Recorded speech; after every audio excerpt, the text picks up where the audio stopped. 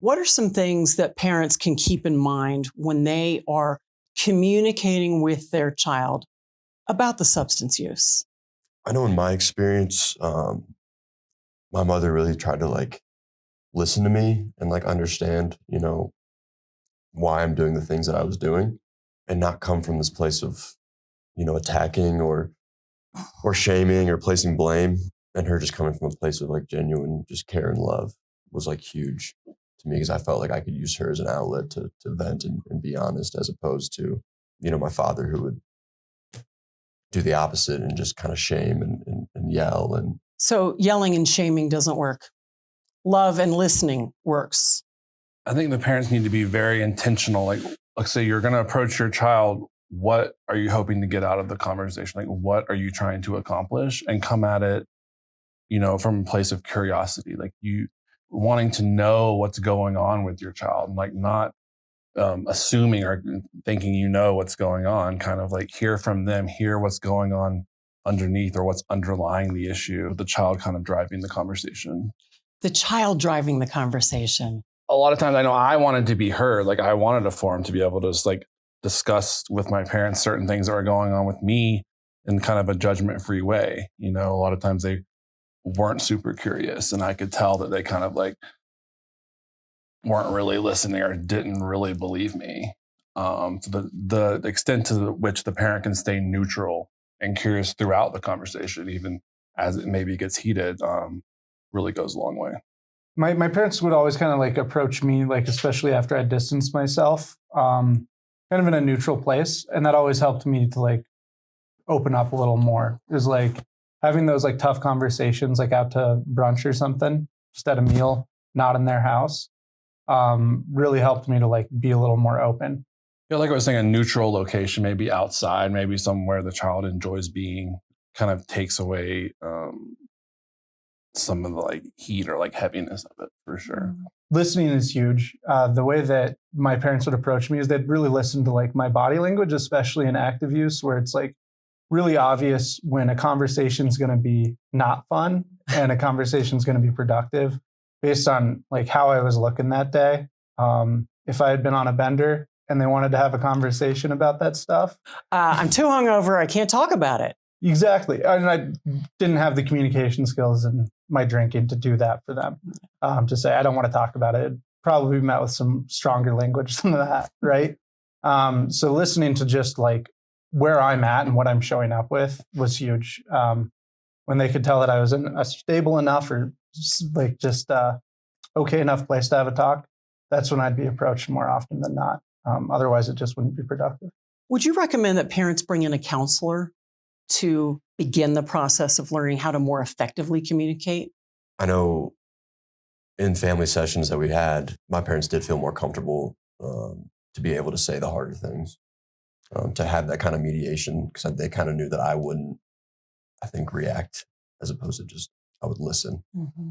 I'm a huge proponent of therapy. I started at 17 and it just gave me a neutral place to talk about myself and what I was doing without the fear of consequence. And of course, the therapist did encourage me to talk to my mom about certain things. And that kind of made it more on my terms. I'm kind of getting coached and I'm kind of getting ready to share XYZ with my parent, rather than the parent, my mom sitting me down and she wants to hear this right now.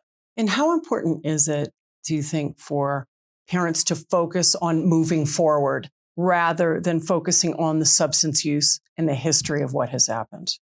I think forgiveness is a big piece. Okay, that happened. And now what are we going to do about it? So that I didn't feel as much shame and guilt around it.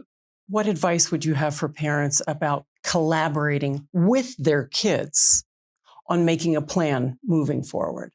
I really think that having professional support in that collaboration is really important. Yeah, I think giving the child a certain amount of ownership over the process will inevitably lead to better results. The kid is feeling like they're doing to the extent possible, what they want to do. What does it feel like for the child when the parents try to start broaching the substance use disorder?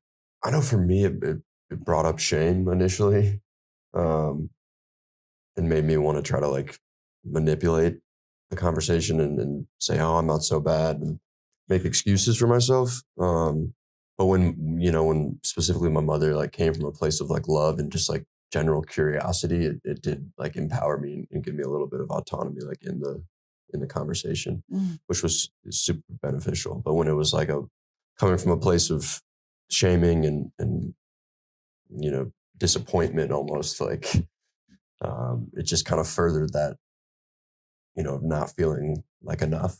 Yeah. Yeah, I think as a teenager, it felt awkward. It's something that like I wasn't super proud of at the time. And it's something that I didn't want to disappoint my mother. But the way she approached it kind of like in a loving, gentle way kind of had some of that melt away. And so the more we talked about it, the less awkward it was. But it just, I mean, acknowledging that it's going to be a difficult conversation, awkward conversation can go a long way. Yeah, for me, it was pretty abjectly terrifying. Like I'm being found out for this whole other life that I have.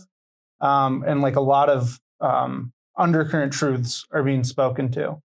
So it was like a big whirlwind having those like first conversations about like how I was showing up and how I was living. Things that I thought like I was probably going to die only knowing, and then having to share with like the people closest to me that care the most about me was a terrifying experience. And then how did you work through that terror?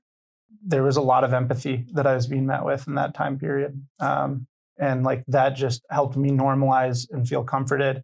And I knew the people talking to me, my parents, had been through something similar at one point in their life.